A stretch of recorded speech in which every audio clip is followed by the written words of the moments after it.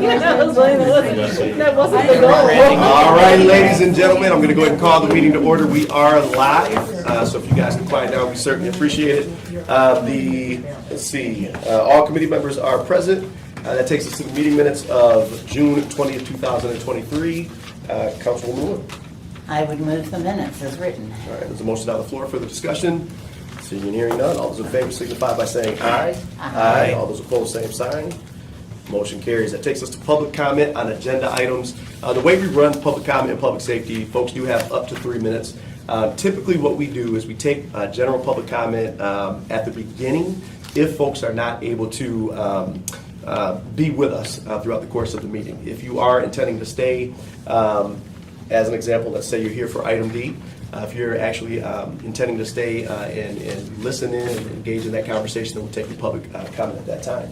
If there are folks that are not able to stay through the duration of the meeting, you may come up to the table and give your public comment now. You know how it's done? See, I'm trying to figure out how I can get around without interrupting anybody here.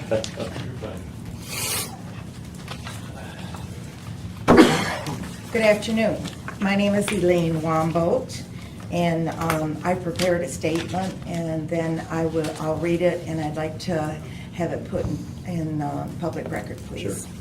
Once again, I am requesting the city-wide moratorium be called on rental properties until the crisis has been resolved. We need to complete the independent review of the code compliance department. Get the department organized, correct the outdated fee penalty, hire appropriate personnel. This problem has been developing over many years, and the time is now to stop and focus on the needs necessary in the city of Lansing. Here's an example of the ongoing crisis. It's my understanding that Sycamore Creek townhomes have 344 units that have been pink tagged. What's the status of these pink tags, and when will they be resolved for the residents that are living there? This property has had problems for years by various property owners. These problems just get passed down the road without resolve. For example, there's going to be a land bank auction in August with the properties sold as is. How many of these properties are from previously red tag properties? For the safety, health, and well-being of our residents, along with the reputation of the city of Lansing, please begin an immediate moratorium on rental properties. Has there been an independent consultant hired, and when will that review begin? At the last meeting, President Wood brought up the issues of not enforcing the contract with Eric's Refuge and questions about other ordinances and contracts. What is the status of that at this time? As a taxpayer, I assume the city of Lansing has people in authority and responsibility that would be watching over these contracts and other issues relating to legal requirements of businesses. My tax money is being used to pay for their salaries and their benefits. Once again, I am very disappointed with the lack of leadership at the top. Thank you. Thank you. Do we have anybody else that would like to make public comment at this time? Going once, going twice, seeing none. We're going to go ahead and go to item 5, discussion action item. This is a resolution for the setting of a public hearing for ordinance chapter 1250, section 1250.04.05, graven and collection bins on city-owned property. The amendments within would essentially prohibit collection bins for city-owned property or within 500 feet of the property lines within city-owned property. That being said, the resolution establishes a public hearing date of August 14th. We did receive, which you each received, email correspondence from City Attorney Lisa Hagan discussing the fact that they have not and cannot approve this ordinance to form. So my understanding is that Ms. O'Boyle, is here to speak to maybe the issues with regards? Is that not the case? That's what we, or Mr. Abud? No, I mean, I guess to what, Yeah, just, to so. what question do you have as to this one? Because we weren't told that it just has not been approved. We were actually told that it cannot be approved. And as an example, one of the questions was a question of speech. And so Yes. we want to know what the issues are with this particular ordinance, or the amendments of this ordinance as written. I would first and foremost refer you to the legal analysis that Lisa Hagen-Lawrence did Right. for the committee on this Yeah, ordinance. and you have it in front of you? I do assume? have it in front of Okay. me. I am familiar with the topic, but generally collection bins, there is law that says that that includes donation bins, and donation bins are considered speech. Right. The people that put out those bins are taking a charitable stance on collecting goods for donation purposes, and to prohibit that would be to impede upon those people's free speech rights. Charitable speech is among the most protected speech that exists. It would be a strict scrutiny analysis, and therefore it's law's opinion that this ordinance would not pass. That's exactly what I wanted to hear. Thank you so much. Councilwoman Wood? Yes, Joe? Yes.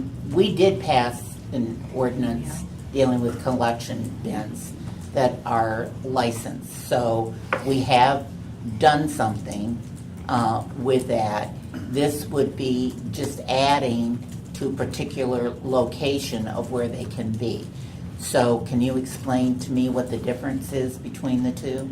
This gets very near. If you recall, at the time, I probably we were do. initially considering a collection bin ordinance. We had structured our ordinance, or the committee had structured its ordinance after the St. John's City ordinance. Correct.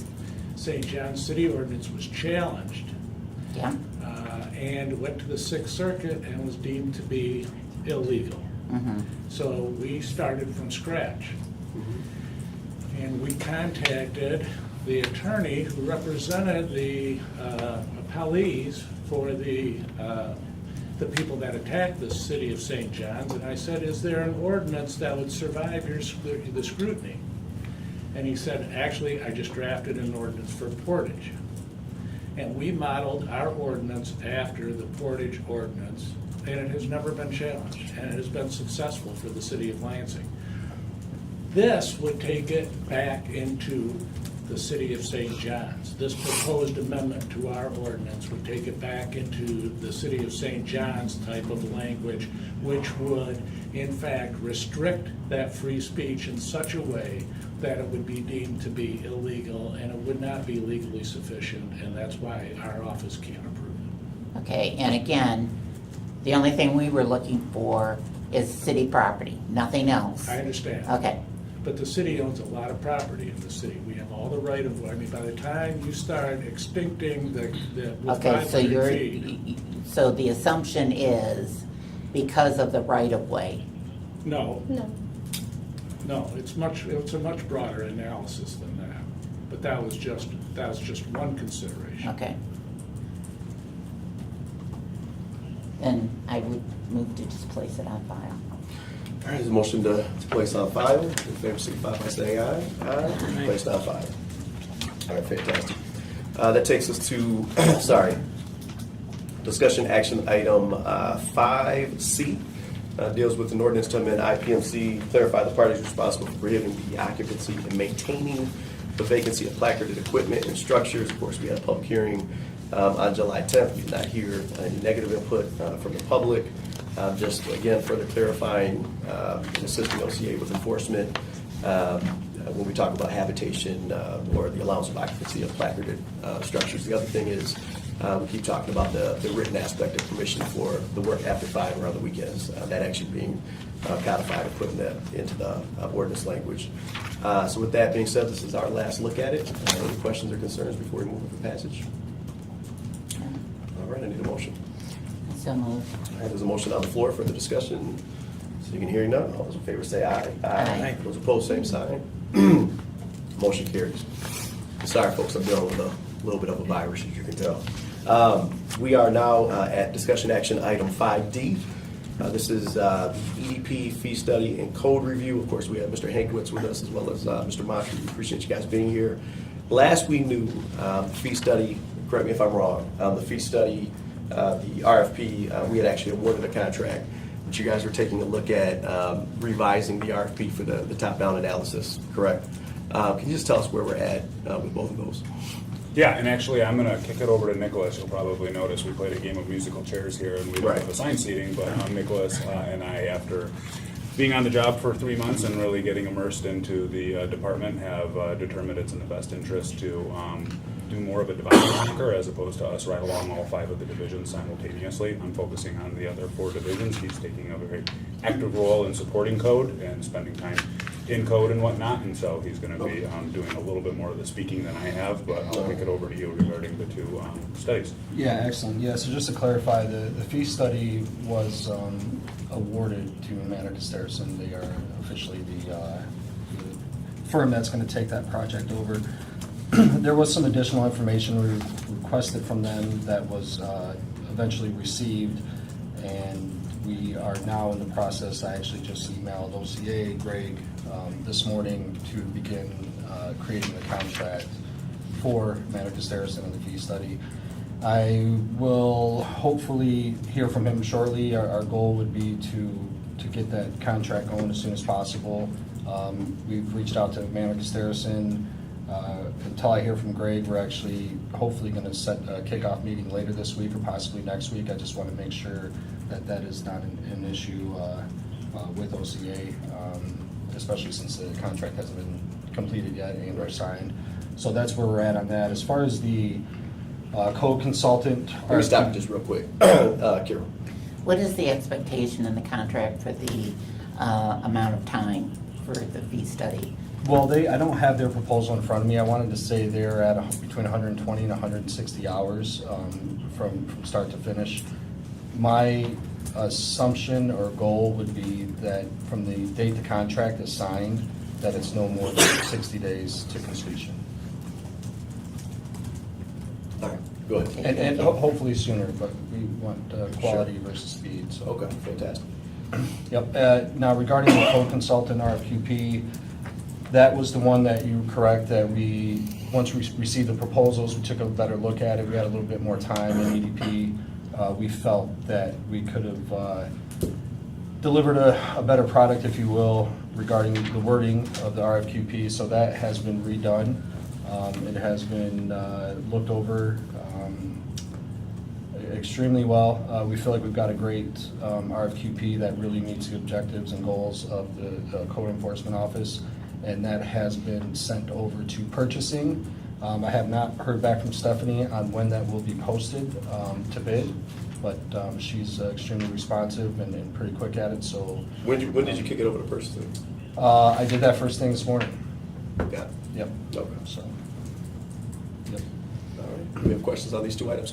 Councilwoman Wood. Based on the memo that was written by you, Jordan, one of the problems that we have is the consultant fees that you believe for this. Have you had any talks with the administration yet about adding this to the quarterly report for October 1st that we'll be receiving their recommendations on the vacancy factor dollars? Not explicitly in that language, but since the identification of the potential shortfall for fiscal year '24 with these consulting fees and projects, the administration and in addition the finance department is well aware of our need for this and that we're going to be seeking a Q1 budgetary amendment to accomplish it. Now, is that quarterly October mechanism different than the Q1 budget amendment? Yes.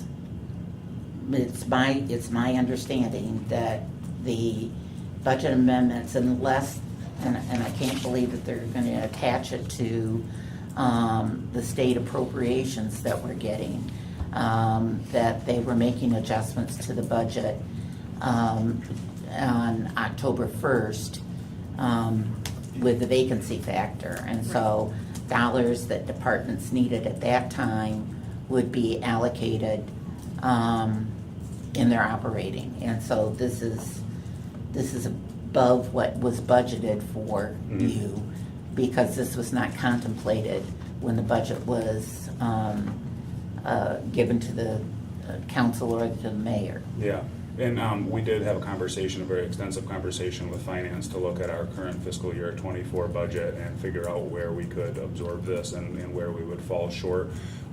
The conversation regarding vacancy and what we're going to do with the unspent dollars from the budget was an area that finance thought was not going to be audited, and so it couldn't be used, and forgive me if I am not getting my terminology right, and so their recommendation ultimately was a Q1 budget amendment. But if there's a more appropriate way for us to pursue this, we're certainly open to that.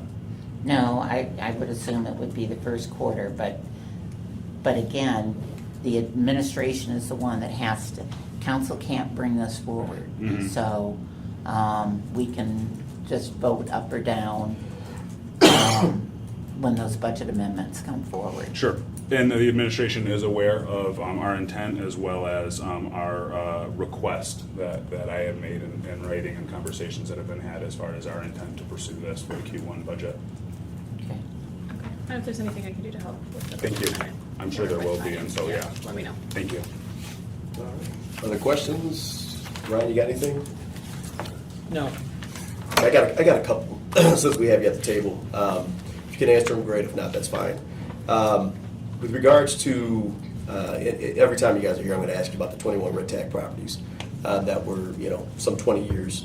I think they range from 2003 to 2012 in terms of initial red tag dates. Last time you were with us, I think you told us that 2 have been pushed through demo and that another 1 was in process. Are we any further along with some of those properties? I believe that we are. I sat down with Walter this morning and had him take a look at those homes and to be aware that he may be asked to provide an update on those. So, Walter, if you got an update on those? Yes, we have moved forward. Some of them are moving in the demo process. Okay. Like 123 Isbell, that's going to be seen before the demo board this month. So all of them are basically moving forward. Okay. And that particular one, so that kind of leads into my next question, that particular that I saw you did that, I do believe it did. It actually met the estimated cost of repairs threshold, right? It appears it has in our estimation, yes. Okay. So, of course, I'm going to ask the question, have you guys worked out a strategy with law? As you told us you would at least contemplate and try to set something up with regards to properties that maybe don't meet that threshold, but there's been zero, we're talking red tag properties, but where there's been no work for at least 2 years. For the 24 months? Yeah. We have spoke about that. Okay. I don't want to speak for you. If you want to tell them what you told me regarding the law. I mean, the state law provides more than one avenue. The SEV value analysis is just one of the options for demolition. Right. And then that's what we were communicating to ED&P. Jordan, being new, wasn't aware of that. And so we did, and what we were told in this committee, I look back at the minutes, was that you guys would sit down with law, work out a strategy, figure out how to in fact do that, and then come back and report back. We just want to make sure that all the tools, that we avail ourselves to all the tools. Councilwoman Wood. Yes, and we received, and I believe it was 2 make safe for demolish that we sent back to the department because the sheet indicated that Scott Sanford was the code manager at the time that these were heard before the demo board, and he wasn't. But we haven't received them back again. Are you required to have a new hearing, or where are we in that process? I don't have the 2 addresses that you're referring to, but I can check with Lynn. I'm sure she knows which ones that you're referring to, and I can check and then let you all know. Okay, because if it's just a matter of replacing who was actually there at the hearing, then let's get them forward and moved on for referrals. If you're gonna have the hearings again because of the way it was written, then let's get the hearings scheduled again with the demo board so that we can get them forward. Councilman Cost. Can you tell me, Nick, what our current count is on the red, pink, and neat? As of today, I didn't look it up today. I don't know if Walter has that number. I do know as of a few days ago, it was, I believe, 616 is where we were. But I do want to bring to your attention, and I brought a few copies for everybody. So this is essentially the code dashboard, if you will, or red tag dashboard. I believe in the last meeting, did we have the first month's We presented data? the June one, Presented the yeah. first month's data. So this is essentially, we would prefer to run this report on the first of every month. Sure. We get a lot of calls, we get a lot of requests, and it's almost every day we're pulling new numbers, Right. new numbers. Which for this meeting, I don't think is a problem because it's, once or twice a month, and that's fine. The good news about this is it shows, well, obviously you can see the data. Yep. But it also shows the percentage change, whether that's positive or negative, whatever it may be, it is what it is. But it clearly identifies where we are, the average amount of time, red and pink tags are on there, and then the 30 days later, the difference, whether it's gone up or down. Yeah, we certainly appreciate the inclusion of the Make Safe Demolish. Yes, yep, that's also been added, and this is also posted on EDP's website. And that's live now? That is live. Okay, that was That's gonna be correct. one of my questions. Yep. That's an avenue that we're gonna direct the media. We get nearly a daily call from Oh, various sure. media outlets asking what the number is, and so we're gonna direct people to the report so that it's the most up-to-date, accurate information as opposed to re-pulling and regurgitating it on a daily basis. But for this committee, we can come prepared with the most accurate numbers given the topic of this committee. Have we thought of doing a report on the website as well that shows, so Grand Rapids does it, a list of addresses that have a current certificate and have been inspected and are safe, rentals? I mean, I think that thought's been tossed around. I think on a priority list, with the number of priorities that we do have, and it may be something that can visit in the future. But as far as actively working on that, no, that's not being worked on at this time. I would think, just from the little bit that I've used the BSA, it would seem that program could write you that report every day. And that may very well be true. So it's something that we can look into, and if it's as simple as a few clicks or even 20 for that matter, that's definitely something that we can look into in the future if we feel it's going to be helpful, which it very well may be to people looking to rent. So. I think so. I think it would give people a sense of security to know that they're moving into a safe place versus somewhere that's not safe. Perfect. Real quick, so I'm going to ask this question every time you're before us too. So we know that we had this initial crop of candidates for the code compliance manager position. We know that you reposted it. You had said, I think your exact wording was that you were going to work simultaneously with the first group and then start, with HR, vetting, testing, all those things with the second group. Where are we at with that? We are currently, according to HR, testing, and testing will come first, but those invitations are being sent out this week. The reposting the job position that has since ended, and so we have our pool of candidates, and those that were vetted and made it through the first steps will be getting an invitation, like I said, this week to be tested. From that point, obviously, once we review those results, we can move forward with setting up interviews. We had a question during public comment regarding Sycamore Townhomes. I know that there were a few things that were happening. We had to, I believe, approve their capital improvement plan. And there were some other things. Where are we at with them? We actually met, and can I discuss that freely, the meeting with Sycamore the other day, or? In a limited capacity. Limited capacity. The ball's still rolling, I guess, if you will. The city, my team we met with OCA. We've kind of come up with a proposal, if you will, a plan for them to attack. It's such a large project, there's a lot to do. Right. So we're still in discussions with an official game plan moving forward. Our goal would be, which we think will benefit them, the city as well, and the residents of Sycamore Townhomes, is for them to kind of stage it, not have, doing 20, 30 different buildings at the same time. Pick 2 or 3 or 4 buildings, get them into compliance from start to finish, then move on. And so they're running the numbers on their end to see if that makes sense for them, or how that would look for them financially. We are looking to hear back from them later this week, or by Monday, I believe, was the kind of the deadline that was given to see where we're at and to begin to move forward. So there's a number of reasons why that makes sense for everybody. I can go into detail if you wanted, but that's kind of where we're at this point. But we made no agreement to lift the pink tags. Oh, no. Okay. With the, I know that's what they were pushing for. We made it explicitly clear that there will be no pink tags lifted unless there's compliance, and that was an area that we were able to make clear with them earlier this week. And so by flipping this equation from complete compliance before a pink tag is lifted to looking at it on a building-by-building basis, they can get their tags lifted if they get into compliance. And so it's the same outcome, but we're creating a more hospitable environment for the residents on a building-by-building basis waiting until total completion of the monolith of this project before removing a single tag. And so they are 100% clear that there will not be a tag removed until there's compliance. Okay. We have any questions on that? That I saw hand up. No? Okay. What else do we have? What about, so we asked a question regarding contracts. Number one, how many contracts do you have within your department? And at the time, obviously, you didn't know. And that's totally understandable. But we wanted to know how many contracts, what does contract oversight look like? Do you know who the contract administrators are? How are they held responsible to actually make sure that the provisions of these contracts are met? We've had a number of issues with contracts in other departments and frankly in ED&P. Have you guys done any work on that end? yeah, I mean, I've done a little.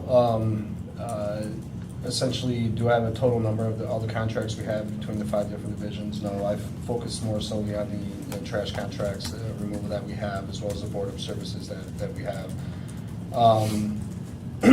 As far as oversight goes, I mean, it's when it comes to oversight, so we agree to a contract that's signed. I know the city clerk's office is involved, OCA is involved in those contracts. When it comes to enforcing that contract, I mean, the majority of that's going to mostly rely, especially financially, is going to rely on that individual division to be sure that they're well aware of that contract, the wording of the contract, and how to enforce that contract accordingly. So I know I've been in talks with Sherry quite a bit regarding Eric's Refuge and Trummel, I think it is. And there was the ball drop there, if you will, regarding the nature of the contract and the wording of the contract when it comes to approved claims and refunds. So is currently being addressed. We want to make sure that we identify all claims that were approved and react accordingly. So I think moving forward. Next question. Okay. Moving forward, it's going to be every division you sign a contract from management or anybody who has a hand in that, especially if they're cutting checks, is going to have to be well aware of the contract, the wording of the contract, and how that contract works from top to bottom, essentially, or anything that is least pertinent to their position within the department. From a global level for the department too, we've made sure managers are aware that we uphold our end of the contract, and we ask that our vendors do as well. And so that Eric's Refuse one was a bit of a surprise for us, that we had historically not been upholding the contract or enforcing the contract as it was written. And we've made it abundantly clear that that is not how we do business, and that if there's something that is not accurate or how we want to proceed in practice, that we need to go through the appropriate channels to amend contracts or rebid to make sure that we're not only upholding our end of the deal, but we're also mandating that the vendors uphold their end of the deal, and that's happening on a manager level of each division. Okay, perfect. Councilman Wood. Talking about upholding and making sure people are clear on things, I know there was some discussion that continues to be out there. I know that the department now is making sure that property taxes are being paid before rental certificates are being issued. But I'd like to understand, and I think I know what it is, but I'd like to understand the message that's being given if somebody comes to code compliance and says, well, I haven't had to pay them, before on time. Why am I doing it? Why are you making me do it now? So can you tell me how, the message that employees have been instructed to give? This is not talk to council. That's not the message, and that was one that I know that we had an email chain that was going on, and so this one goes a little bit broader than code, so I'll jump in, and we have talked to managers, and that the message is that we uphold the ordinance as they're written. I know previously we've had some individuals who have said, council writes the ordinance, so you need to go call them, which we don't think is an appropriate way to respond to that question. And so I'll let Nicholas weigh in as you've dealt with this with Walter and team on a little more granular basis. Yeah, with Walter, code. do you have anything to say on that at all, or? I agree with what Jordan just said. Just tell them to basically let them know that we just enforce the ordinance. That's our portion of what's going on. We never tell them to call the council if they got a problem. Some people kind of know that, though. They know who writes the ordinances.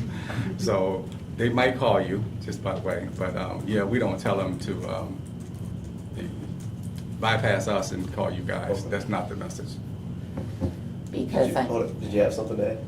No, I just You look- wanted to make oh, sure that was the basis of the Got it. question was answered correctly. Sure. because I know we had, at our last meeting, we had a gentleman that came forward and actually had sent us an email asking us that if we as council could allow him to have a side agreement and not follow the ordinance. And I made it abundantly clear that I had turned over the information to the city attorney, that council does not do those types of things. The ordinance is out there. They're expected to apply to the ordinance, comply to the ordinance, so. Right. I think that's been very helpful when we look at the dashboard, as well as knowing that we have significantly less red tags right now than even were reported on July 1st, is the consistent application of that, not selectively enforcing the ordinance has been helpful to get people moving towards compliance more quickly. Councilman Cost. I'm going to piggyback real quick off of that. The question of the PREs on rentals. I sent that a few weeks ago. There was a rental, had a certificate, also had a primary residence exemption on it. Are we checking those like we do property taxes now? Yeah, I mean, Walter, you want to answer that, or the process as far as a home being a rental, having a certificate, but it's also being claimed as essentially owner-occupied Correct. home, and the process of which code uses to cross-check those issues. I'm trying to understand the question. So you said if it's, say that So one more a time? home that claims homeowner occupied, but also has a rental certificate. So obviously They're getting the 100% Tax. exemption, but Yes. they've also applied and received a certificate for rental. So it should be zero exemption unless it's a duplex and they're living in half of it. Okay, so here lies the problem with that scenario. Okay, we got 34,000 rentals, right? So when somebody, let's say I rent out my house, when they fill out the application, they put that information on it. And we put on there that they need what they need to do. But sometimes their name is not changed yet because it takes the assessor and the county time to shift the owner's names. So I guess what I'm hearing is that a lot of that would be the assessor's department or the county, and we usually, if we find it, we always send information to the assessor that we found it. So in most cases, we do some research, but we don't research all 34,000 rentals. But we do some kind of due diligence to make sure, and if we find it, we always report it. And sometimes we'll send our failure to registers because of the same thing. If it's not registered, and we'll see that, we know a renter is in there, we send our failure to registers because it doesn't match up. So we always report it. But that's basically the process. Okay. You have a I guess question? I'm confused just Go because ahead. this property specifically does not fit that. This has been like 7 years. They've gotten rental certificate after rental certificate and continued to get a property exemption now since 2016. So And when we find them, we do report them. I guess the question is like, Well, so how is when this you're one? look- yeah, when So, you're- but let me ask you a question. So, since that has come through your shop, how has that been missed so many times? Oh, which one? The one that he's talking about right now, that I since don't- 2016, we've had recertifications, yet this exemption has continued to stay on. And I'll clarify, we haven't missed it because our documentation that they fill out does explicitly ask whether or not they have that exemption, and if they have that exemption, they need to contact the city assessor's office to make sure they remove that exemption, and so. But as you're vetting the property, you can't, it's not a quick check. They can put anything they want on the application, right? Yeah. But is the onus on codes department to make sure that the taxes I mean, if it's, or the assessors, and that's a conversation that we're having and need to have with the assessor's office to make Yeah. sure that we're in our lanes. And we just need to make sure that we actually have a system in place. Yeah. Right, where, you know, in terms of what offices or shops the system touches or includes, I mean, that's another conversation, but there's gotta be a system in We place. being the city, yes. Right. Absolutely, yeah. Okay. We being just code is responsible for it. Right, Through the right. entire life That's why it's so cycle and the important, that's why assessment. we Yep. talked about this, that there's some interconnectedness between the Yep. departments, and some free-flowing communication between the departments. Absolutely. We don't want the finger pointing. Right? No. Okay. Anything else? All right, fantastic. You said something earlier that was interesting. I've been here just long enough. The code compliance manager position, traditionally, I don't think, or historically, I should say, I don't think there was testing. So who's putting that testing together when, has it been put together? Are we ready to actually? Yeah, it has. We were provided a list of several tests. I can't recall the exact number, but probably 7 or 8 that both Jordan and I reviewed. Upon the reviewing of that test, we submitted one assessment test. Okay. For testing to HR that Okay. we would have liked to seen on there. They were absolutely fine with it, and so that is now a portion of that hiring process is that one assessment test. Okay, all right. I think for right now, I think we're done with you guys. We appreciate you. We're going to move on to item E, discussion. This is a nuisance property at 3628 Ronald Street. I'm going to ask that Officer Briggs, if you could come to the table, we'd appreciate that. For the group, this is not as a discussion item, but we certainly have some questions for law. This is a single-family detached home. It is a rental. It's owned by a Zon Janet out of Richmond, Texas, managed by a local property manager. Her name is Lee Dang. We have been in contact with her. The current tenant is a Shari Amos.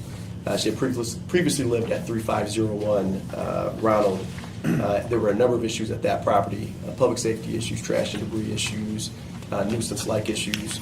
But this particular property at 3628 Ronald, it's switched hands a few times in the past decade, but Ms. Janet is somehow always involved as either the grantee or the grantor. She does owe some in summer taxes, but of course those aren't due until August 31st. She did have a failure to register back in 2019.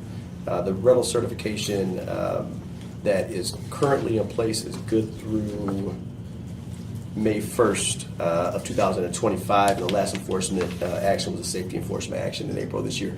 The reason this is before us is that there are a number of issues that have come forward, and then we actually ended up getting correspondence as city council, so we referred it to public safety so we could have a discussion. Some of the concerns, there was a shooting caught on tape in January. It was clearly directed at the subject residents. There's been quite a bit of confrontational, kind of threatening behavior with neighbors. Early morning disputes that have been called in that are waking other neighbors in the area up in the morning. Police reports have been actually shared with the management's lawyer because things had grown into such an issue that these issues were extensive. Neighbors have expressed concerns regarding some infestation of mice, things of that nature. All of these types of issues up to and including the shooting that took place, these same type of issues occurred at 3501 Ronald as well. A number of us did meet with management earlier this year, myself included. Based on the lease agreement, it was clear that there were a number of violations and grounds for eviction existed. I didn't wade into that conversation, but I was a witness to that. It seemed, when we were in that meeting, candidly, it seemed as if the manager was frank with the tenant and was really wanting the city to move in. We made sure that she was aware that there were a number of things that we could and could not do, and what she was asking us we couldn't do. So we do have a letter from the association. We also have 3 different letters, I believe 2 are in our packet, another one I'm not seeing here, but 2 from concerned neighbors. And so in any event, I wanted to give Officer Briggs an opportunity to share his perspective in terms of what's going on at this particular property. Officer Briggs is the community police officer for the Jolly Waverly area, which encompasses the most of Churchill Downs neighborhood. He has been intimately involved with regard to this particular property, and then we'll take it from there. I think you did a great job summarizing Oh, it. I don't know this what is- you want me to say. Oh, okay. You summarized it. I think from my perspective as a law enforcement is there are certain like authorities we have, but there's also other things the city has to think address this issue. So as a team, I think if we can come together and kind of figure out what our next step needs to be. So for us on the police side of it, we're taking enforcement action on stuff that we can do. Some of it has just been simple documentation for when that day comes to like push the next step forward. But yeah, our goal now is to, as things continue, to kind of take more of a zero tolerance type of approach and enforce the stuff we can enforce while also figuring out like a team effort what our next step should be like with you guys. So I was expecting more questions and not so much more of a presentation, but I apologize. Heather, do you want to address the committee and just talk a little bit about? Yeah, I can come up here with Glenn. Yeah, sure. And if you want to, for the record, state your first and last name. Sure. Heather Daniel. I live across from the property, so I'm at 3627. I am one that is on the side of getting harassed from her. It's been caught on tape. I've turned it in. Glenn wrote a report on it. Oh, sorry. Officer Briggs wrote a report on it. I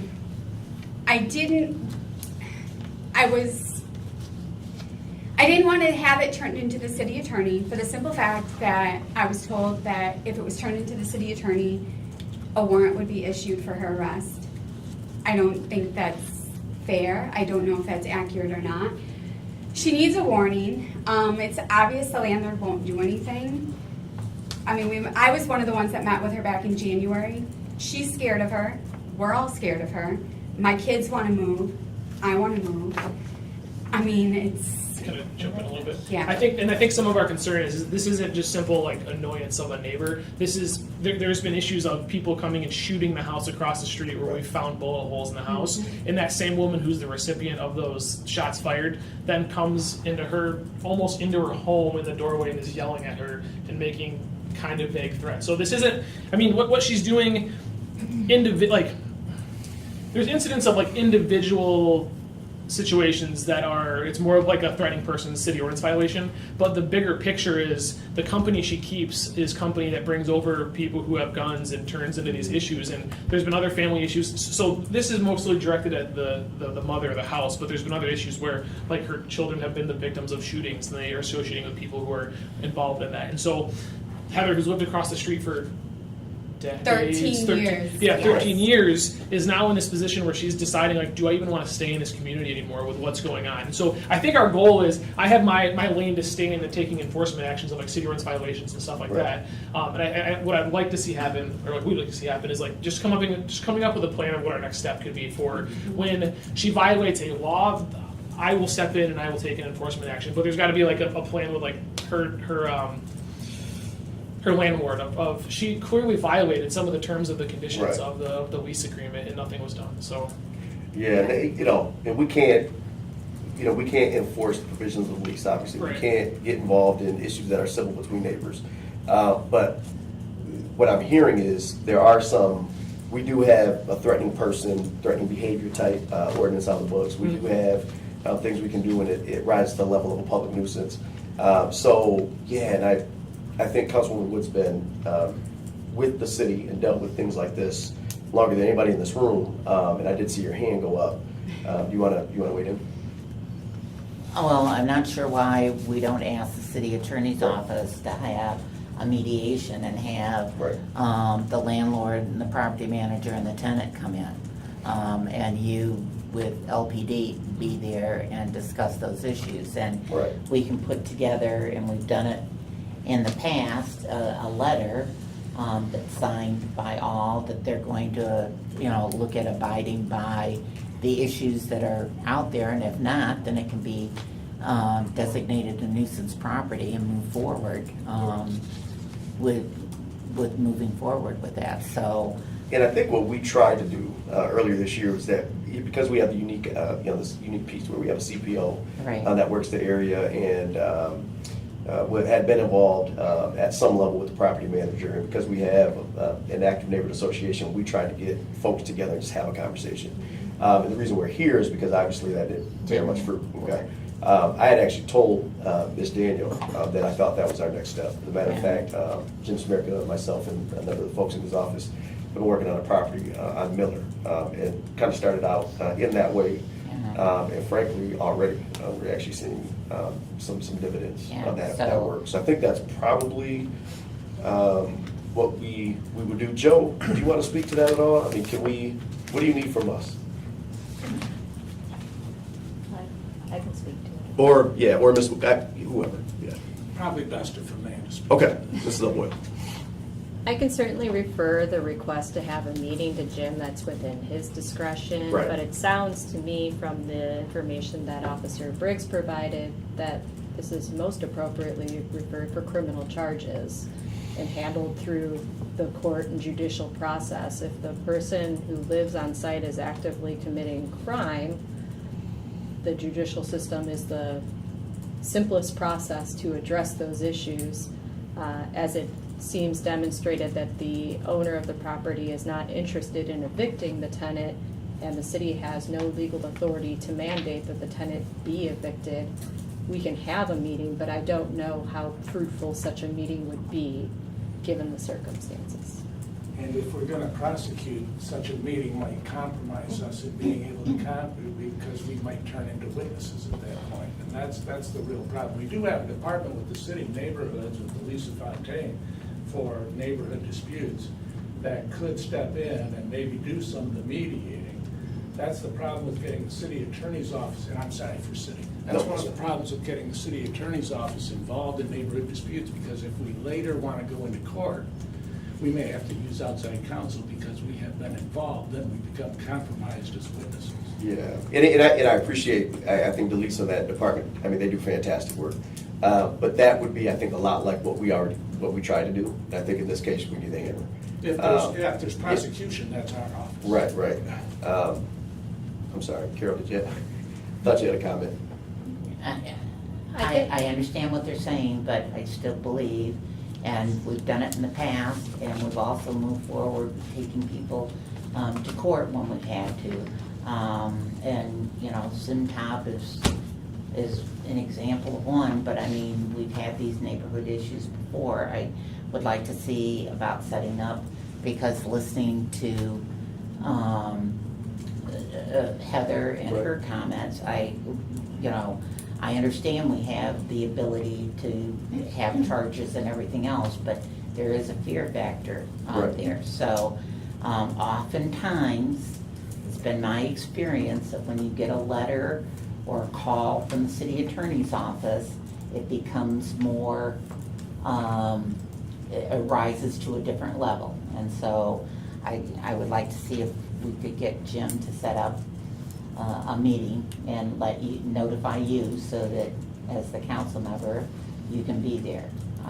And then see what happens. If nothing comes of that, then Heather, we've made the attempt, and if we have to move to the next level of charges, then we do that.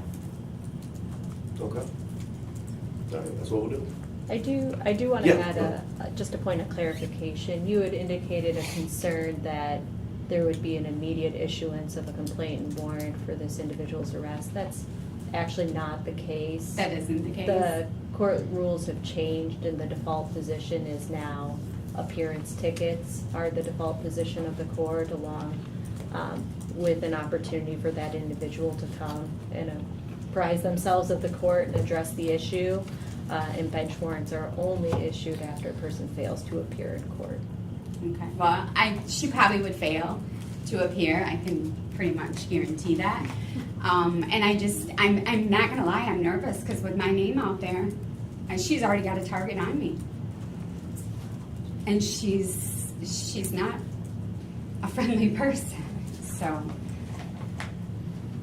Okay. Is there a way to incorporate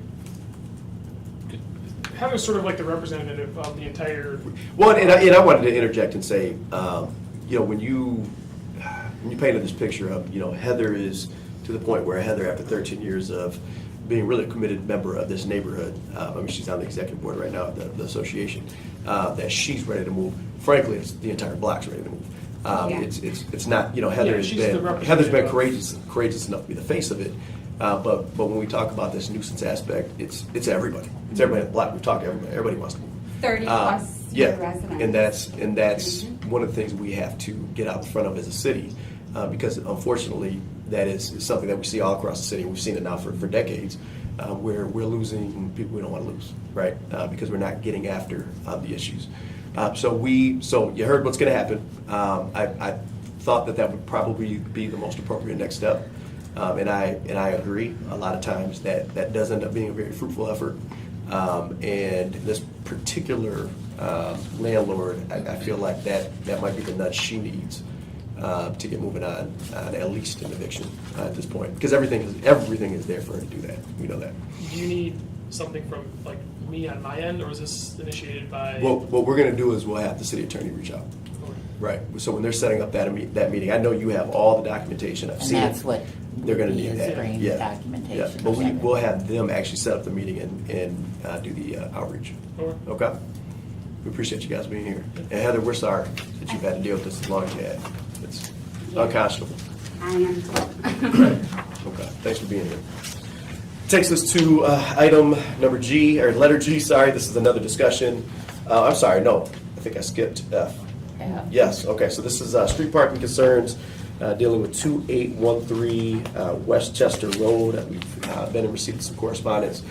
Just as a little bit of history for the group, back in 2000, we've had, I should say prior to 2020, we always had a 2 to 5 prohibition on overnight parking. And depending on who the administration was at the time, and depending on whether or not there was an election coming up, it would be enforced, it wouldn't be enforced, or sometimes there was spot enforcement. What we did as a public safety committee led by Councilman Wood is we actually engaged every ward in 2018. We wanted to know what would be palatable in terms of an ordinance that we could actually enforce. Something that would reflect 21st century realities. The fact that we're car centric, that all these other things. So in any event, after doing all of that engagement, it was determined that a permit process with parking zones was most appropriate. And again, tons and tons of community input led us to that. Never really got up off the ground, frankly. In 2020, we onboarded a councilman named Councilman Betts. And he spearheaded an effort to do a couple things. Number one, to get rid of that process. But number two, to actually eliminate in totality this 2 to 5 parking prohibition.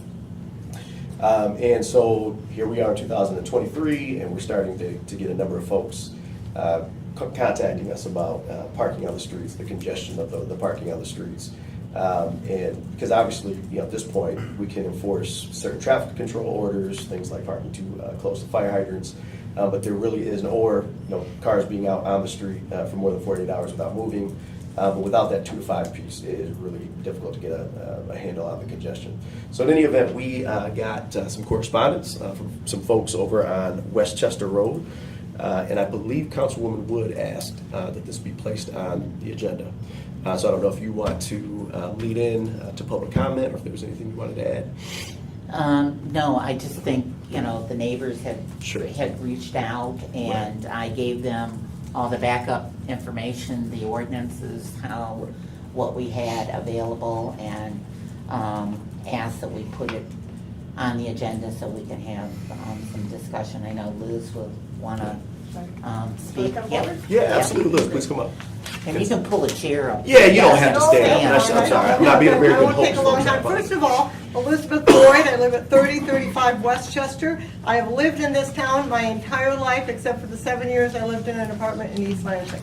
So I am a longtime resident. I used to own a commercial building in Pennsylvania that I rented. I've been a landlord. I know how it works. And I am here because we are so concerned about 2813 East Westchester. Now, before I go any further, I've introduced myself. I would like to know who the city employees are who are at this table, because other than the council members and Renee, I don't know who you are. So would you please introduce yourselves and give me your titles? Because I think my neighbors would appreciate that as well. We could absolutely do that. So this is actually Renee Richmond. Right. This is our administrative assistant, right? And then we have Emily Linden, who is our internal auditor. We have Miss Amanda O'Boyle with our city attorney's office. And from there, I'm going to let, I always forget your name, but I apologize. My name, Amani Williams, Assistant City Attorney. Perfect. And then we have Walter Allen, sorry. with Alan, compliance. Walter, you've That been is on my Walter. emails. Yes, I he have a Absolutely. face with the name, sort of a face with the name. Yeah, we have our new, doing an incredible job, but we have our new Economic Development and Planning Director, Mr. Jordan Hankwitz. We have our Deputy Director, Mr. Nicholas Matry, and then, of course, Councilman Cost and Great, Councilman thank you Wood. very Yeah. much. We have a house at 2813 that is a rental. I'm not against rentals. The house next to me was a rental for years. The house over on the corner of East Westchester and South Cambridge was a rental for years.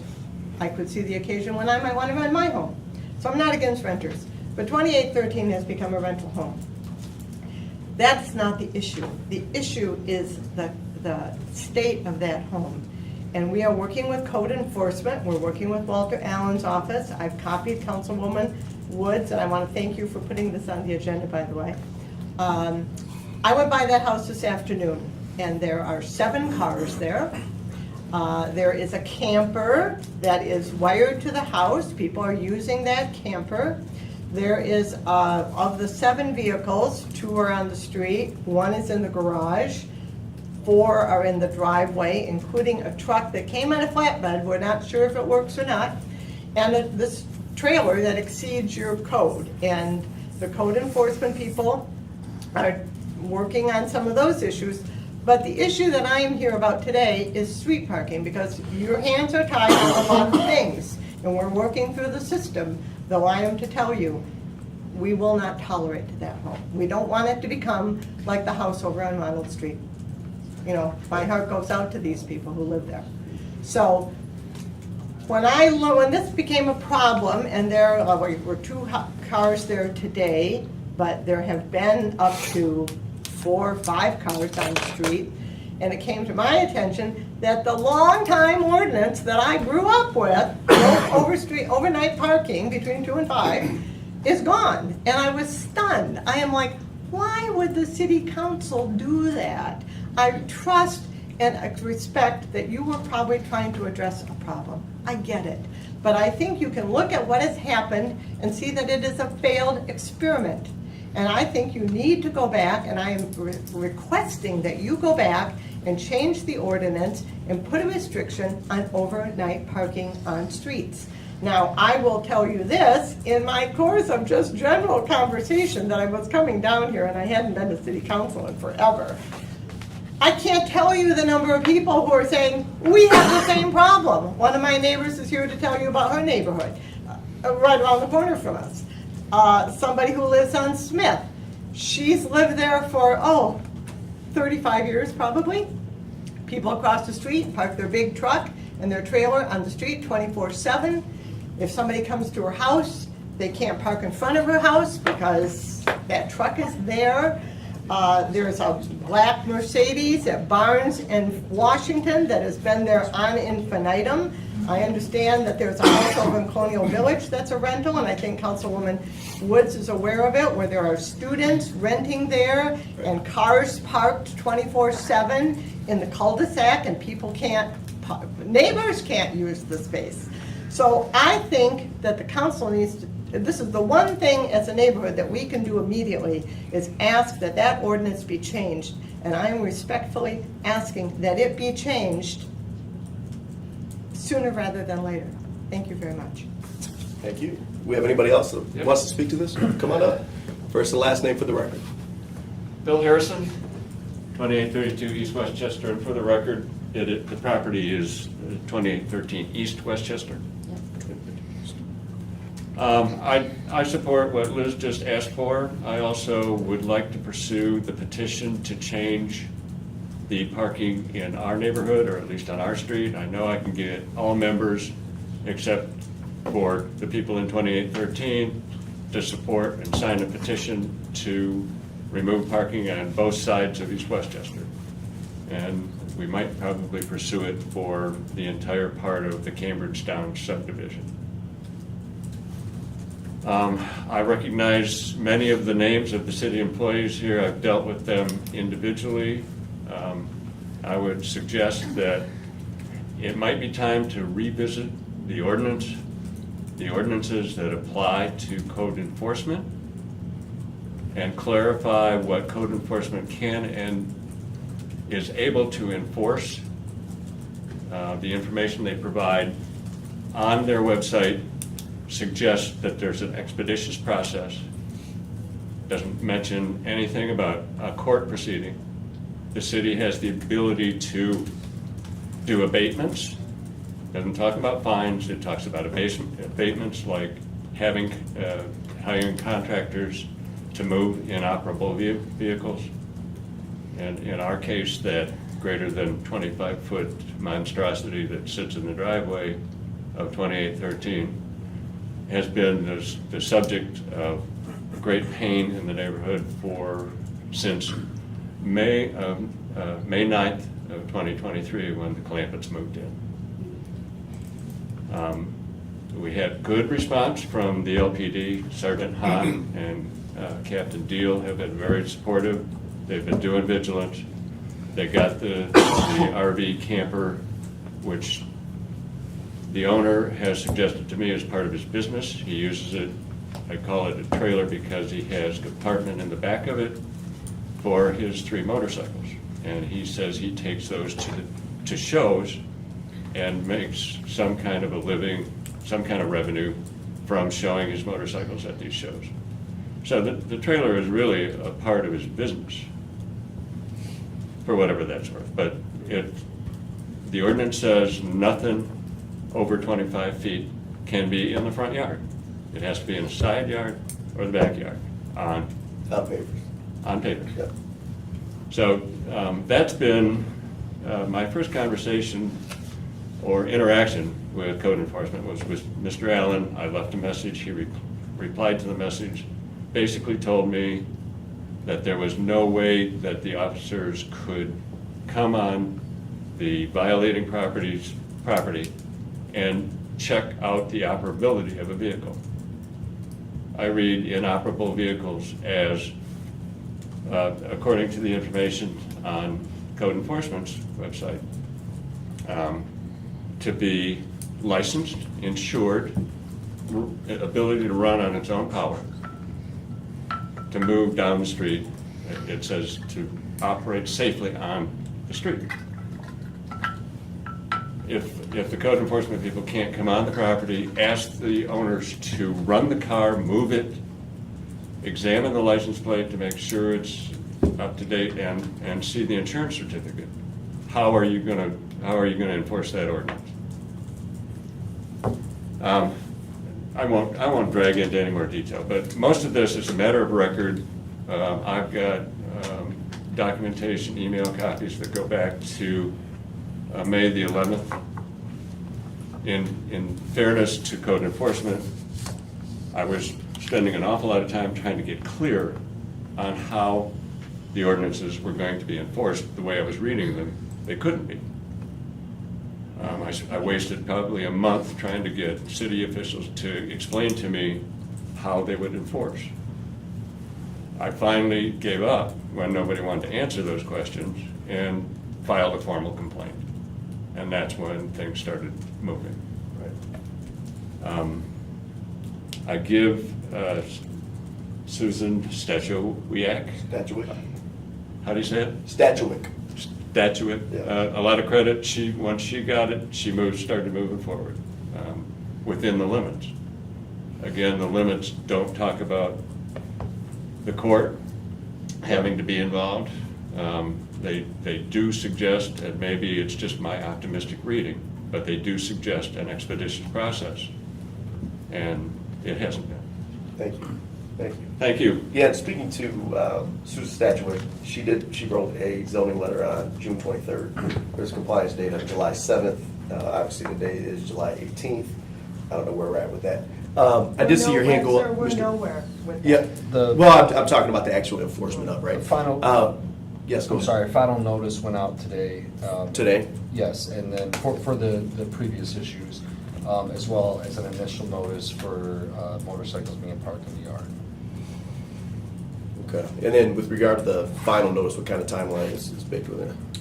I'd rather not speculate. I can't say for Okay. sure, but if I had to guess, I'd say it's probably 7 days. I don't know if Walter. She said in her email 14. I think It's another 14? Another 14? Yeah, usually for like 14 Can I days. just ask a question? Sure. You folks work for the city. Why is it that we are sitting here and you cannot tell us what the timeline is? That makes no sense at all. Yeah, and I totally understand the frustration, Liz, I really do. These two gentlemen are rather new. But in any event, so we know it's 7 to 14 days. I'll make sure I circle back and let's make sure we're crystal clear on that, and I'll communicate with the neighborhood, or I'll communicate with Councilman Wood. Is it 14? Additional. Mr. Allen, I saw your hand go up too long. Did you have something? I'm a couple things. I am on that email tree. Right. And I think Mr. Tom Berry answered some of these questions on that tree. A couple of things that were said that's not really in this code, and Amanda's here also. She might can address them. So such as? We cannot walk on his property without some form of reason to walk. If not, it's a plain view issue. So we have to be able to tell, let me back up, just so I can understand. So in layman's terms, we have to be able to tell that it's inoperable from the public right away. There So you go. meaning it's missing a tire. There you Not go. a tire's being, not a tire's flat, but it's Yeah. missing a tire, correct? Yes. What other types of things can we? Without a search warrant. Okay. Go ahead. We literally define it in chapter 1460, which I provided to Mr. Harrison via email in an earlier correspondence. It says, no motor vehicle that is inoperative, stripped, dismantled, in a state of major disassembly or disrepair may be kept on the exterior of a premises. So those are the terms that we are using when we're making that assessment of Got it. operability. Okay. To which I would respond, Sure. on the code enforcement website, and I'll send it back through Councilperson Wood, that inoperable means to be able to drive safely down the street. That's, No, yeah, and that point was noted earlier. So insured and, yeah, we got that. So, but I'm saying, Nope. she can point to the ordinance, but there's language on your website that clarifies safely driving under its own power yeah, on if the that's, street. if that's inaccurate for some reason, then that needs to, if that is in fact up there and it's inaccurate, that does need to be changed. Because that does create a false expectation. Mr. Allen, you had some other points, right? A couple more things Yeah. for the record. They do not have to have a license plate. I know. It do not have to be But insured. again, let's make sure we check out the website, see Okay. what's on there, because I certainly, and I appreciate your explanation, but again, we want to make sure that language, that verbiage matches the ordinance, because then what happens is laws getting contacted, or we're getting contacted, or with this false expectation. Thank you. But go ahead. So we do have things that govern us, and the law department usually gives us instructions on what we can and cannot do. So we can't just walk on this property and violate this Fourth Amendment right Right. and tell them to do certain things with his car. But I understand the frustration on their part. I do understand it, but we try to stay within our authority, because if not, the city will be sued. Right. So we have, Tom is working on this situation to the best he can to make sure that we can do what we will do, that all we can do. But we do have constraints, so we cannot just walk on this property and tell him to move his car around. That's just not the way it works. Got it. And so, We first have Councilwoman Wood, and then we have Councilman. In terms of public comment, our time for public comment is over. She didn't get. Oh, I'm sorry. I didn't know you still needed to go. I'm sorry. Let me do this. Let's take Councilman Wood and the Councilman Cost, and then yes, we'll make sure that we listen. Okay. Yes. Okay, I think where we have had a problem in the past, Jordan and Nick, is the fact, and I appreciate Sue, and I appreciate the fact that she sent a letter out, but let's use that as an example. The letter went out on the 23rd. July 7th was the day that it was supposed to have been complied with.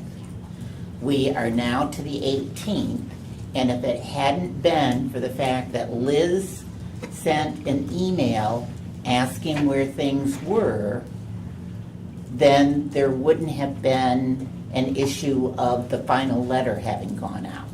Now, when she sent the email back, it made it sound as if she was going to have to reissue a brand new letter because of the motorcycle issues. So I sent an email to her and said, let's deal with the issues that you wrote up in the first letter, send a final out for that, and send a new letter out for the motorcycle. And I've made this argument before to other people that sat in your positions and said, I don't understand why there isn't a tickler in calendars that says, you know, the 7th comes, the tickler comes up, the address 2813 Westchester, has anybody checked to make sure whether it's in compliance? If not, then on the 8th, I'm sending a letter out. But what we end up doing, and this is not something new, it's been a repetitive thing. By the time we get complaints from the public again that it hasn't been taken care of, the time has lapsed so long that then we have to start the whole process all over again, and we have to send out a new letter. So we've got to come up with a way that we're following up on this stuff in a more timely manner. It shouldn't be the expectation of the neighborhoods and the people next door that are living to it counting down on their calendar and then asking where the letter is. Okay? I agree. All right. Thank you. Thank you very much. All right, come on up. And I'm so sorry, I thought we had exhausted. You're public okay, comment. thank you. My name is Lori Hacker Fuller, and I live at 3301 Morse River Drive. That property's been in the Hacker family for 70 years, and I'm the 3rd generation. So even though my address is Morse River Drive, my driveway is off of Cambridge. And there's a rental property right, their side is my backyard, so to speak, my front yard being the river. I have no problems with them as a rental, except that they have 4 cars in the driveway most of the time, and then they have a big black truck parked all the time on the street. So it just gets in the way. The snow plows, I mean, you all know the thing. The street cleaners, it's just in the way. Now it does come and go. It's their daughter, she comes and goes, but she parks there overnight, and there's all these other cars in the driveway. It's just not beholden to our neighborhood. I would be very much in favor of reinstituting the 2 to 5 prohibition on street parking. I know all my neighbors along Cambridge would be very much in favor of that too. Whatever we have to do to try to get that. Doesn't seem to me like we need 5 cars in a residential 3-bedroom home with 2-car garage. Thank you. And I guess I'm looking at my committee colleagues. One of the things I struggle with is, so for everybody in the room, and Councilman Cost was not on the council at that time, but I certainly voted against eliminating the 2 to 5 parking. And Councilwoman Wood voted against it as well. But at the end of the day, you need 5, right? Yeah. So, but there are other things. What I struggle with is there are other things that can be enforced, and it doesn't just fall on code. Code is, obviously if it's on that actual property, business hours as an example, but even the on-street parking. I mean, there are things that can be enforced that just aren't being enforced. We have, as an example, I can go through my own neighborhood. We have a TCO where you can only park on one side of the street, yet 24 hours a day, 7 days a week, there are hundreds of cars on both sides of the street. That's not being enforced. We have people that are parking far too close to stop signs and to fire hydrants and things of that nature. We have people that are parking cars on the street and they're leaving them for 2 and 3 and 4 weeks at a time. All of these are violations of our ordinances and TCOs and things like that. And I would love to see some measure of enforcement of what is currently on the books.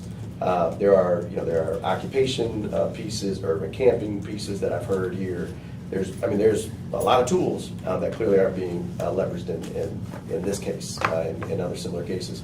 I would love to hear what you all think about the 2 to 5, because certainly we could, as a committee, put something together and try to shepherd it through. I will tell you that that is a political football and it's an election year that could be incredibly tough.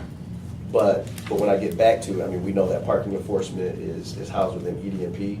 I have no idea what it looks like in terms of them actually getting out to residential areas and doing enforcement. Obviously, Sergeant Hahn was referenced. I don't know how intentional we're being. I think, frankly, I think when it comes to enforcement, what we're doing, and it's too bad, but it's completely complaint-based, right? If enough complaints come in from a certain area, then we might go and spot enforce.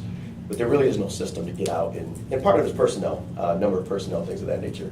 There's just no real system to make sure that we're combing the neighborhoods and taking care of these things, kind of on a broad-based scale.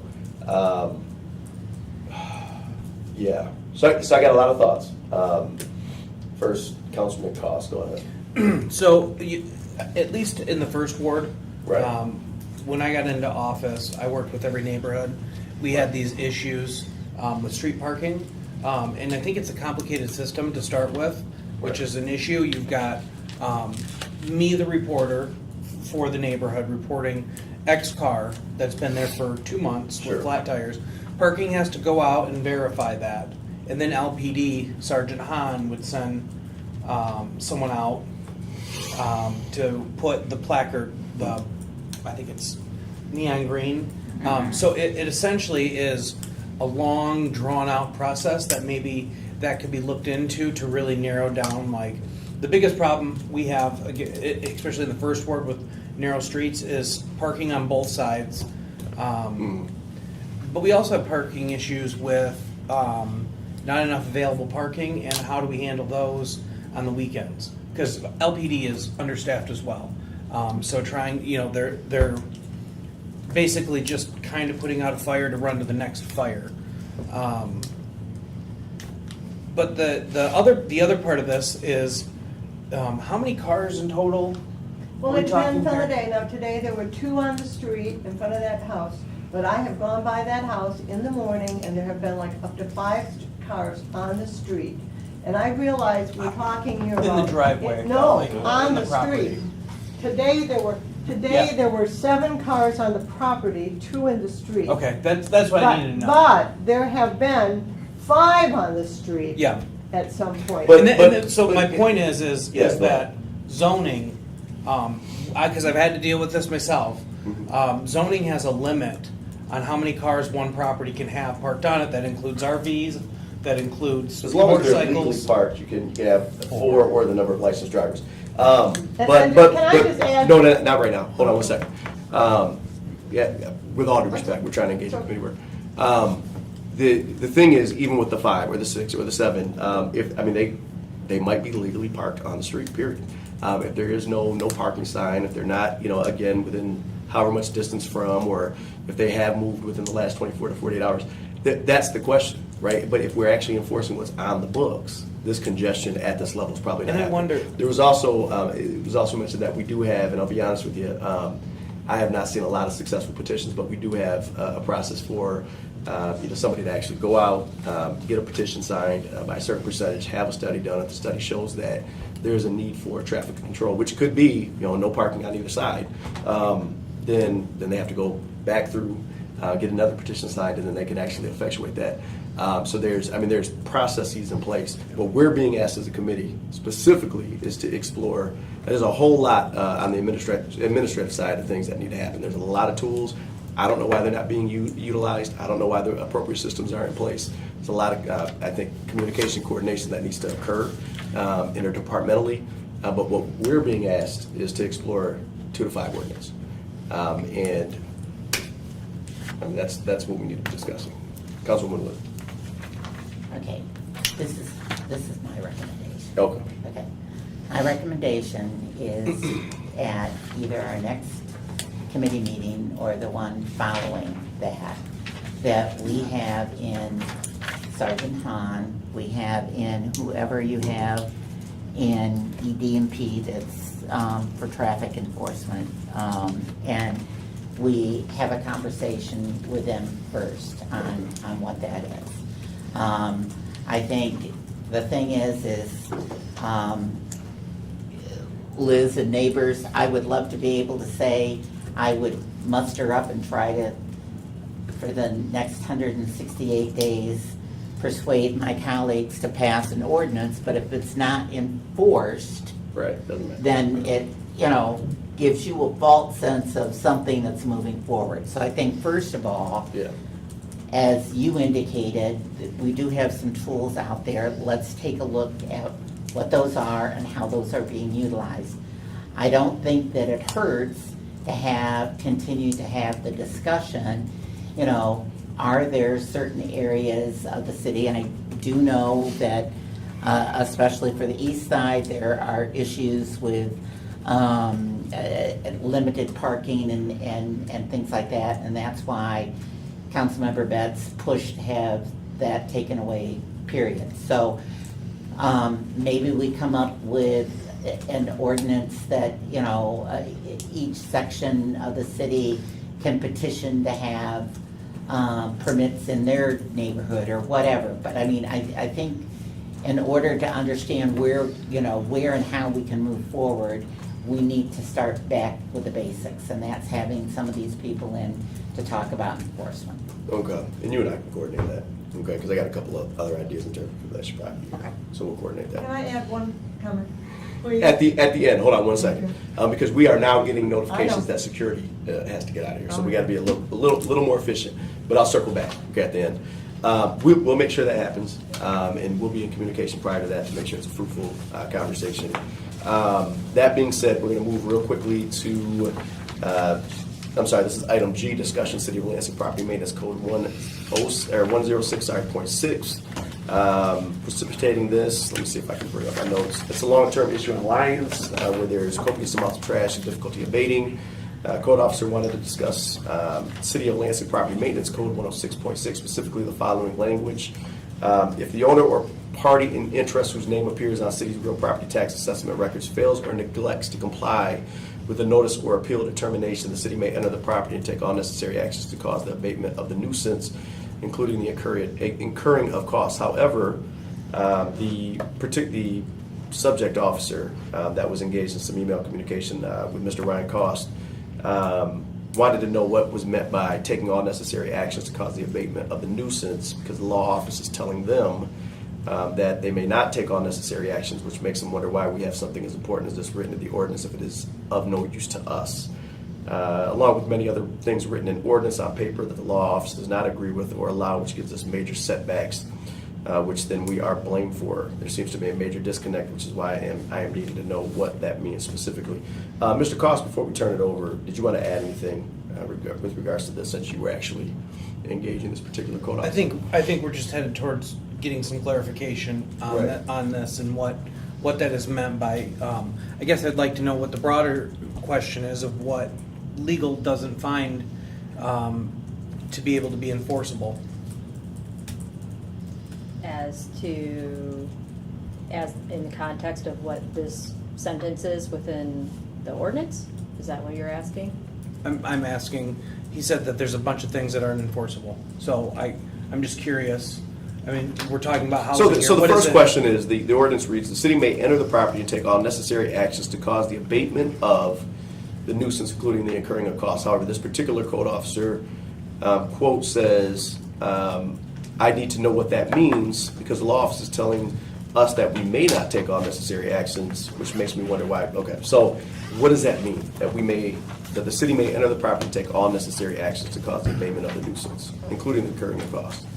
I'll first refer you to the remainder that you quoted, or that particular email only reads half of the section of that ordinance. Right. It goes on to specify things that are include cost of title searches, to research interested parties, recording fees, notices, liens with the registered of deeds, contractor fees, transportation fees, dumping fees, administrative fees.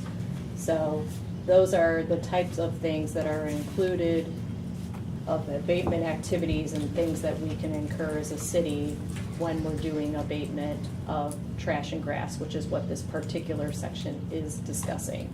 I did have a meeting with Premise Officer Dossie, who was the one who inquired about that yesterday and answered any questions that he had from a legal perspective. There were concerns about certain types of abatement activity that I advised, skirt into the territory of violating people's Fourth Amendment rights, and we cannot do. So Which ones? I don't necessarily want to go into the details from a liability perspective for the If we don't know what city. the rules are, then how are we supposed to help citizens with these issues? If I have no, if I, this person is reporting this issue, how, and I tell them, And no I met problem, with I'll that take care of it. individual, and I spoke with that individual, the premise officer. Sure, yeah, that, but I don't think we're on the same page here. I'm saying a resident calls me with an issue that they're looking at out their backyard, so I need to know what is permissible and what isn't moving forward, so I don't lie to people and say, yes, we'll get right on this and take care of it, when in fact, it's something you've said now is not permissible. Could I clarify his Yes, comment? and then I think Mr. Allen wants to speak too. Go ahead. I think, Amanda, what he's looking for is law saying there's something that is not permissible out there. If we're saying no, other than Fourth Amendment rights, then obviously the person misinterpreted what he was reading. So I think that's what we're trying to get a clarification on. Yeah, so abatement activity still has to abide by state, federal, and constitutional law. So if the type of abatement activity is one that is going to violate the law or violate somebody's rights, that is not a step that the city can take. Well, could, but with incurring liability, that would certainly the law office would discourage. So entering onto a property without permission, or without obtaining a legal authority such as search warrant, or without a court order. Those are the type of activities that we gotta follow through on the legal process. So when it applies to locked backyards, we have to follow the correct legal processes in order to enter that backyard and do abatement processes. Mr. Allen?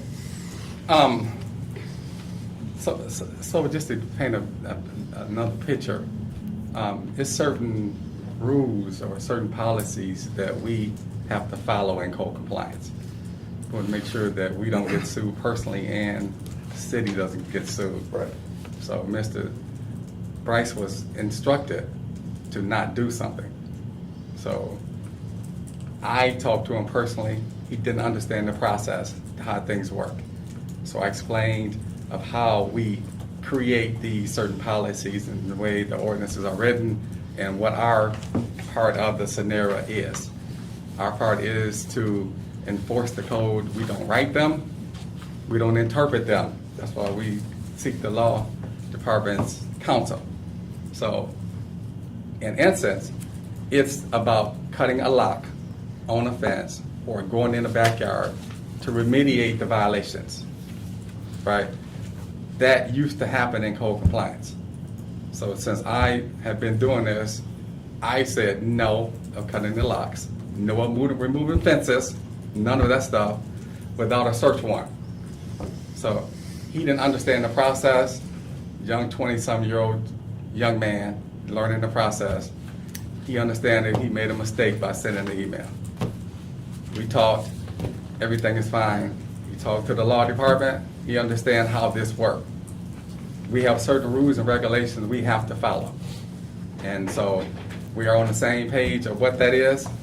I don't think that that is a major issue. It's just him understanding what the boundaries are. And we have to operate within the boundaries of the law. Sorry, I thought I saw a hand up there. Councilman Cost, Councilman Wood, you got anything else on this? And This item? not on the property premise code, but on that particular property I do. Okay. Okay. Now would be the time. If you look at this particular property, if you see down at the bottom was highlighted that has been given extensions for cleanup of that property. They just ended up with a new notice for 6:30, and we're given another 7 days to clean up that property.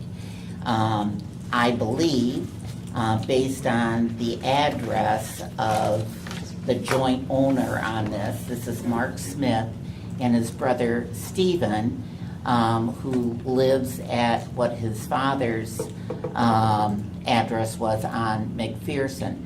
Mark Smith is the person who Judge Nettles, Beverly Nettles Nickerson had ordered that could not be a property owner in the city of Lansing many years ago because he was deemed unfit.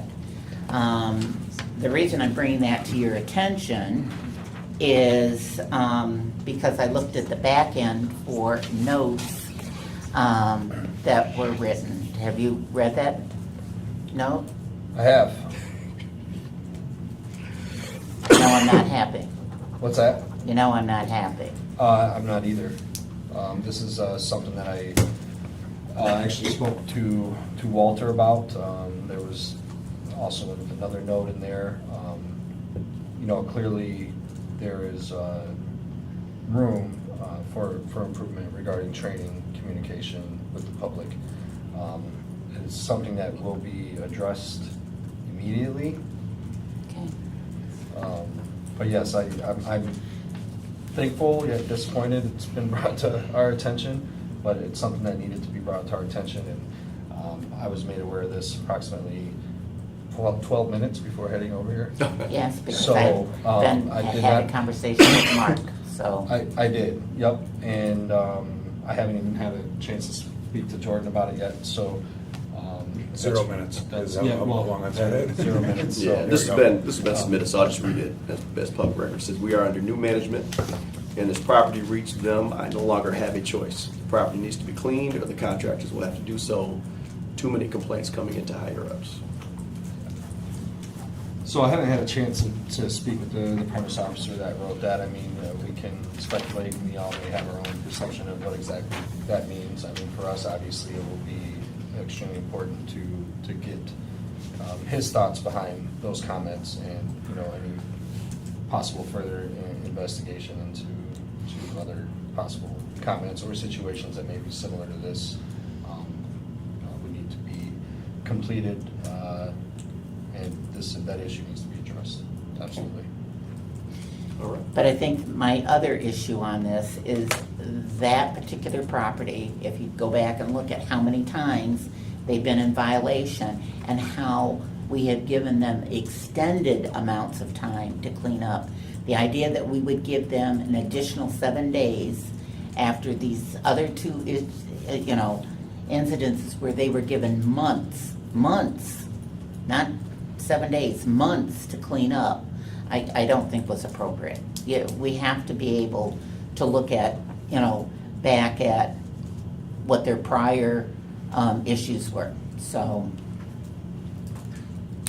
Yeah, and just generally speaking, I appreciate the fact that you guys are, along with Walter in the shop, you guys are, I don't want to say this, maybe not using as much discretion when out in the field. Because we have long heard about that, that there's favoritism and that there are people that get extension after extension after extension because there's some type of relationship. I think that comment almost speaks to that. The spirit of that comment is that. So I appreciate what you guys are doing. Can I note too, Yeah. and just having received this, wholeheartedly agreed, yes, they are under new management. They no longer have a choice. And so, that there is not a choice. Code is code, and so we need to enforce it. Yeah. Very quickly, Liz, we're going to give you the floor. I just want to say that we're trying to help you. If you can change the ordinance on overnight parking, I appreciate that you might not be able to police every single neighborhood, but at least you would have something on the books when people like me and Bill come here and complain to act on. And I also appreciate that there are neighborhoods, maybe on the east side. I used to live at 812 North Foster, and I was born on Fairview Street, so I know the east side. If there are issues with parking, there ought to be a way to address that, and I think you should address that. But the situation we described is in the middle of the block, there's no fire hydrant, there's no stop sign. The only thing that will give you people the tools you need is an ordinance that they are violating when it comes to on-street parking. There's a whole lot of other issues with that house. We're gonna work with Walter and his team, but I can tell you, I have the name of the owner on that letter that Susan sent, and if this issue isn't dealt with, I will get my neighbors and we will go out to White Hills and we will picket his house That's until a that Ruth- house is cleaned up. That's a Ruth Hallman tactic. Well, I I don't was just gonna care. say that. I don't No, care. that's a good thing. I don't care. And she, It might be a So- loophole. and she There did you go. it many times. Just so- And just I'm so we're just saying clear. to you, we are counting on you to do your No, job. absolutely, absolutely. And we don't So, want to be in Heather's position, because all it takes is one house to go bad. Oh, yeah. All it takes is one I house. absolutely agree. And So that we're Renee, clear. if you would keep us on your mailing list for any meetings involving this issue, thank you very much. All right, so that we're clear, we are going And to. by the way, I can count, I can count votes, and I know you already got 4 votes on council for this ordinance. We More will than that. work with you to Yeah, get it passed. yeah. Okay, seriously this time, so that we're clear. I'm not gonna say more. We'll have the on-site premise on-street parking conversation with a few invited guests at our August 1st meeting. And then, obviously, in the interim, we'll be looking for additional enforcement in that area, so we'll follow up on that. With that being said, and no other business before the body, One we're more. adjourned. We're adjourned. Okay. But you well, absolutely can stay after and talk. Yep. Where can I get the petition to? That